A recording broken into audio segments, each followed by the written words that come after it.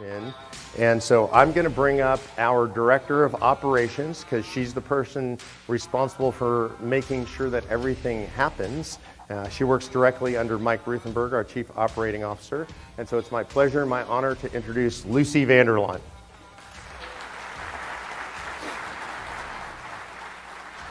Yes, Becca. Thank you.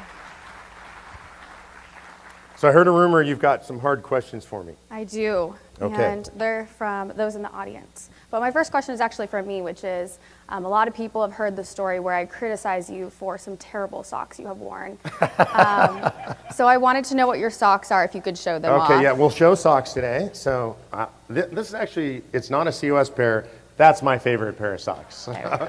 Okay, so the story briefly, for those of you who don't know, is one morning I was on Fox and Friends with Pete Hegseth, and I was sitting like this, right? Just normal posture, and Pete was sitting in a chair like this, and he was wearing some beautiful, I think there were some fire orange socks, crazy stuff.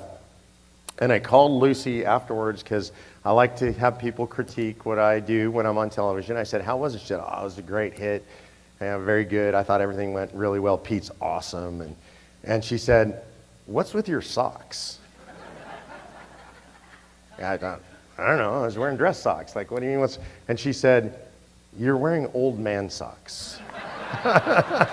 Like, take a clue from Pete, go back and watch the segment and get some real socks. So now you'll notice, generally speaking, I'm not wearing quote unquote old man socks. So thank you for the fashion tip. I'm glad I didn't get the opportunity to embarrass you today. I'll try again tomorrow. But yes, so we're going to jump right in. The first question is from Mark White in Hawaii, who asked... Front row, as always. Yes, flew the furthest. We know that one. Okay, so his question is, as decoupling increases federalism, how do we hold the country together? Are we going to need a unifying event like a world war? I hope not. Though I got to say, with what's going on out there right now, we're closer to world war certainly than we've been at any time in my lifetime. And we had the president over the last couple of days, I don't know if y'all heard, openly talking about nuclear war. Like, this is just, in my opinion, highly irresponsible, but actually maybe real. It's not necessarily that what he was saying was untrue. It's something that he shouldn't be saying out loud. Yeah, of course, that I think would unify the country. And we saw this after 9/11. The country for a short period of time was highly unified by a really terrible event. I hope that's not what it takes. What I actually think could unify the country, believe it or not, is calling a convention of states. And this is something that I think a lot of people fail to understand, that if we could get together and have a national discussion around the idea of what is the proper role of the federal government, I think that would be a unifying event. And also it gives us a chance to say to people who are very different, look, I don't want you to be like me. I actually respect the diversity, right? Not the diversity of skin color or whatever, but different ways of thinking, different ways of living. I respect that, and I want a country where that's respected. So I think the unifying event actually could be a convention of states. I think too, I mean, that's a historic event, obviously calling the first convention of states. And so, you know, in a sense, not just those who are at the convention or us who support it, but those all across the country are going to be tuning in. It expands more than just us in this room or those volunteer activists that we have all across the country. Yeah, I think, you know, we would actually see, it'll be the biggest, literally, the biggest political event in the history of the world. And that's not hyperbole to say, like, I'm not trying to be, to speak overly broadly or overly enthusiastically. Imagine that we gather in convention, kids in schools will be watching it. And when I say kids in schools, I mean from kindergarten all the way through postgraduate schools. It'll be turned on in TVs in every break room, in every company around the country. I think, you know, every legislature will be watching it. It'll be covered by all the networks. It'll be C-SPAN, end-to-end. Reporters from all over the country will descend on it. What an incredible unifying event for all of us to be paying attention. Like the Super Bowl and the Indy 500 and all, you know, World Cup soccer. I know, maybe you're not a soccer fan. I love soccer. It's like all of it put together at once for weeks on end, talking about the most important thing we could talk about, which is who decides, the federal government or the American people. So I agree with you. I think it's bigger and broader than we just think of going to a convention. I want to switch gears here. I know you talked a little bit about decoupling and, in a sense, embracing some of the differences that we have across the country. Obviously, I'm from Texas, too, and I'm happy with us being uniquely Texan. So we don't necessarily all want to be the same. But in the same sense, Gary Harbaugh from Indiana has a question. What is the most practical, loving thing we can do to win over our opponents and the undecided to help some of that unifying effort? You know, I talked about this a little bit in a breakout session, so I'm going to start, there's layers to that. I'm going to start with the deepest layer, and it's not for everybody. I'm not saying everybody has to do this, but I watched this happen in the Texas legislature. It was really interesting. And this was before I moved to Texas, but the Texas team did a organized prayer effort for the legislators by calling each office in sequence, opponents included, Democrats included, and just rotated through. And they would call the offices and say, hey, this is Tim from Convention of States, and we're praying for the legislators, and your office is up today. We just want to know, is there anybody we can pray for? Is there anything going on in your office you need help with? Just general prayers for the office.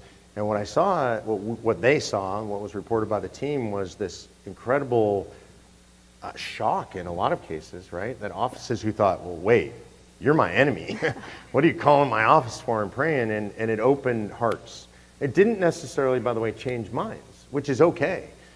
But I think it created this sense of goodwill that was really strong. The second thing I would say is, and I find this very difficult personally, so it's not, a lot of times I'm telling you things that I'm sort of preaching to myself so that I remember it. Mostly, our opponents are not our enemies. Mostly. There are enemies out there, trust me, and they're leadership. So we always want to acknowledge that there are enemies, the enemies out there, but most of the people in America who believe very differently than us, they're not evil people. They're not bad people. They believe things that are different than what we believe. We might even think some of the things they think are evil, but they've been taught that stuff. They live in an environment where that's all they've ever heard. So if we can treat our opponents as opponents, that's okay, and know that we're facing off against them in the field of political battle, but not see them as enemies, I think that's a practical way internally that we can take the right posture with people. Yeah, nobody ever convinced someone through hate. Yeah, or through yelling at them or argue. Like if you want to convince somebody, don't argue with them. There's a difference between, and I get this in grassroots all the time, Lucy, where people they really want me to go debate somebody, right? And the purpose of a debate, and this is important to remember this distinction in your own life, the purpose of a debate is to win. And in that win, part of the purpose of the win, and this is going to sound really aggressive, and in a sense it is, you're in a combat when you're in a debate. If you do really well in a debate, your opponent is not convinced of your position. They are humiliated and defeated. And they will leave, and they will not agree with you, and they will not have learned anything other than they probably like you less, right? And sometimes that's appropriate. I'm not criticizing that. I've done lots of debates, and I want to undercut my opponent, and when they leave, I want them to feel the wounds because I hopefully was successful in that debate arena. That's not how we should be most of the time.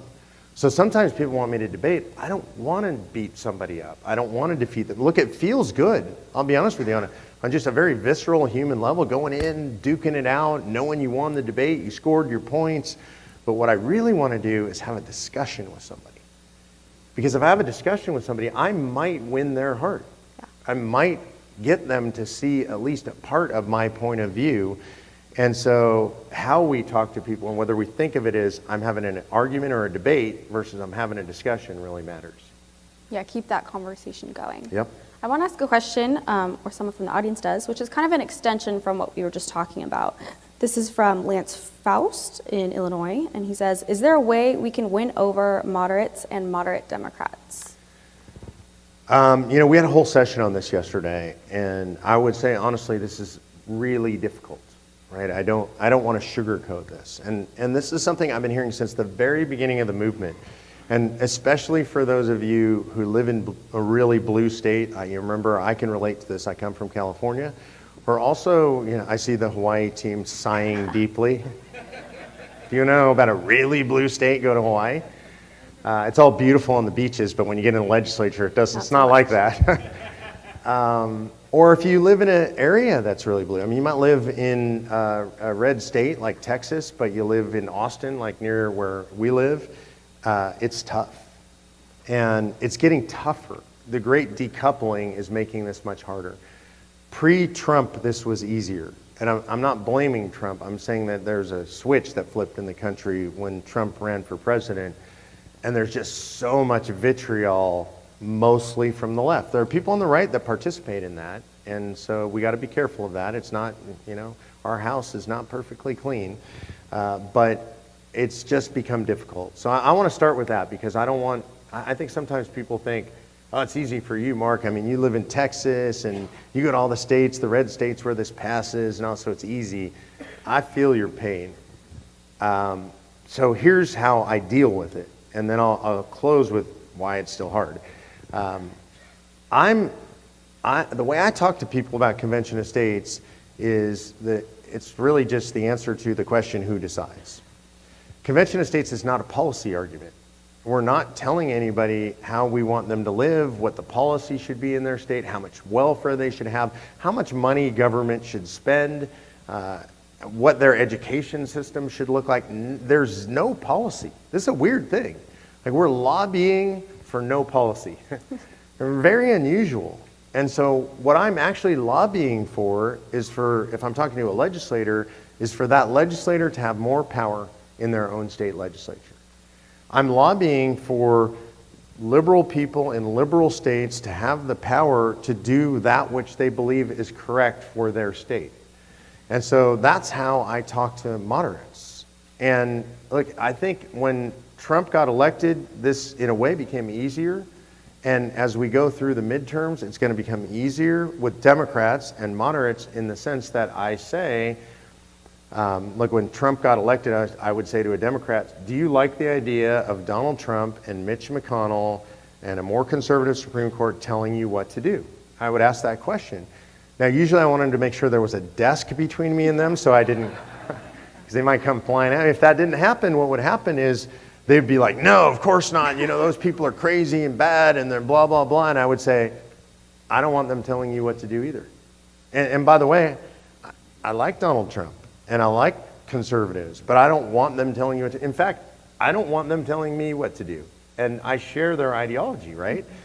Because what I want is for people in the states to have the power to decide for themselves, to answer the question, who decides with they should decide for themselves. So to me, that's the best argument for moderates and moderate Democrats. Thanks for sharing some of that, Ian. I know individuals saw some of that conversation yesterday and got to see it more in depth. And It was really engaging to understand that in a sense, we can unify over our differences. We understand that we all share different sets of values, but having that control at the state level really allows those states to embrace what they want seen in their state. So thank you for that answer. Hey, one last thing I want to add on this, because I get asked this all the time. Our website is red meat for conservatives. Am I right about that? Yeah? We can clap for that, but if you're in a Democrat state or you're dealing with a blue area, that's tough.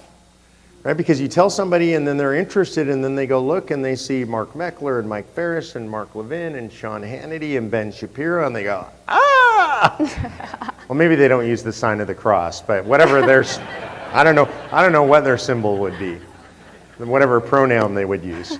But we've had this problem for years and there isn't a fix for it. It's not that we can't find one, I'm convinced there isn't one. And here's why. Because we're actually honest. And most of us are conservatives. And all of our endorsers are conservatives. And I would be happy to have a non-conservative endorser if I could find one. I had a long conversation with Tulsi Gabbard about a year ago, roughly. I was out at Frontside. I spent 90 minutes on the phone with Tulsi. Very smart woman, by the way. Really, I have a lot of respect for her. I disagree with a lot of stuff politically with her. Very smart, very honest, and I wish the country was filled with a lot of Democrats like Tulsi Gabbard. It would be a better country, right? But the reality is our audience is primarily conservative, and our endorsers are conservative, and we can't really hide that. There was a time where the suggestion was made that we should have two websites, right? One that we can give out in blue states and one that we could give out in red states. It was a serious suggestion. We seriously looked at this. And then we realized, well, wait, that's not honest. We're going to send people to the cleansed left-wing website, and then they're going to find the right-wing website at some point. Like, what kind of bait and switch are you guys playing on us? So the reality is we have to be who we are, and we lead with love, but we are conservatives. That's our core constituency, and we haven't even come close to winning our core constituency, so that has to be our focus. We'll win our base first, and then we'll go beyond that. That doesn't mean we should stop talking to Democrats or people on the left or moderates. We always should focus on that, but it's going to be rougher for you guys. I think to add on that too, I mean, we've had this conversation about how the truth or reality skews conservative. And that sounds odd, but in conservatism, we embrace facts and reality. And so portraying a website that is conservative, in a sense, it's just a reflection of what reality and truth looks like in our search for Yeah, it. that fits the theme, right? I've been saying taste for reality. Unfortunately, a lot of folks on the left don't have a taste for reality. If you can't define a woman, you don't have a taste for reality. Moving on to the next question, Jim Collinsworth from New Jersey asks, as we know, the 17th Amendment was taken up as a result of an Article 5 Convention of States. What is your expectation if Congress decides to put up these own amendments for term limits? So, 17th Amendment, just to make sure everybody's on the same page, I didn't know what this was years ago. You don't really study the 17th Amendment much in school. We don't study the Constitution much in school. 17th Amendment provided for the direct election of United States senators. They used to be appointed by the state legislatures. This is really important in the constitutional balance, because what it did is it gave the states a voice in Washington, D.C., and senators' primary job, you really didn't even have to speak English, because all you had to do was be able to say no. That was their job. No to the federal, no, you can't do that. You can't encroach on that. You can't take that power away from us. So the 17th Amendment really broke our system, in my opinion, because it took a voice away from the states as entities. And so it was a response to what was going on in the states, and the states were pushing for a convention to directly elect their senators. It's important to understand the historical context. They were doing that because in order to become a senator, mostly it was really rich people who already had a lot of influence in their state and could afford to become senators. And so that was the problem that was perceived. And today, you know, what's awesome is people who run through the Senate are mostly really rich people with a lot of influence in their states, right? And so we didn't really fix the problem, and it created a whole other set of problems. And so the question really is, what happens if Congress does something like this on term limits? Look, I hope they do. And I actually expect that they will. I would expect that Congress, as we get close to convention, they will start reacting. In 1982, when we were close to a balanced budget convention, they passed the Gramm-Rudman Act, which was a fake balanced budget act. Right? That's really what they, so this is what I expect, is that Congress will be like, hey, you guys want to limit the powers of the federal government? Whew, we got a package for you. Would you like what's here or over here? Right? They're going to open up the coat and they're going to show us a bunch of shiny watches. And what we're going to say is, we're so happy for you, and you're so cute with your little amendments that you're proposing. You're welcome to watch our convention, and you can give us some input if you like. So we're going to go to convention no matter what.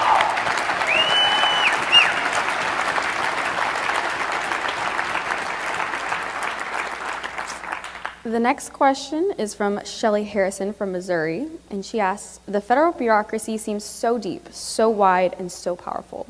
Is calling a convention able to limit the authority that the unelected bureaucrats wield? Yes, yes, and hell yes. That's very non-specific, but it excites me more than anything about convention.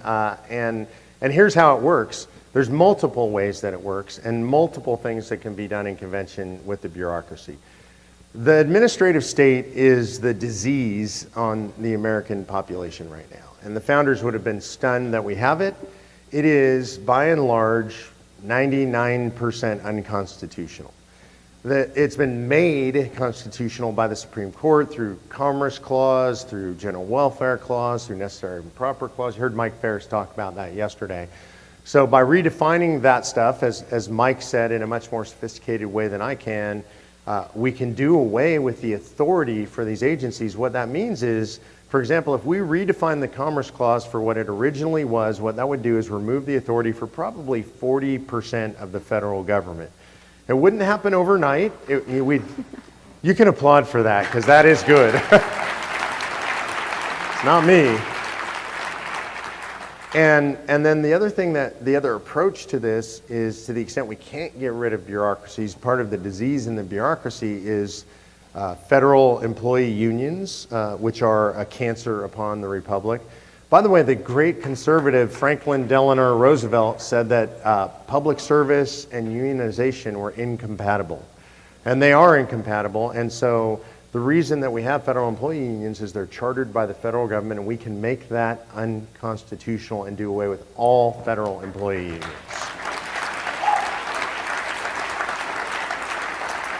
And then finally, on that subject, to the extent that we still have administrative agencies, we can, under the Term Limits Clause, term limit federal officials, and that includes bureaucrats like maybe Dr. Fauci types, right? And set it so that it's not a lifetime career track to be a federal bureaucrat. That's very unhealthy. The founders wouldn't have tolerated that, and it's destroying the republic, so we need to fix those things. Well, we're at the end of our time here, but thank you so much for answering questions from the audience, and thank you all for submitting them. It's been a great conversation. Thanks for asking them. Appreciate it. Lucy Vanderlaan, our Director of Operations.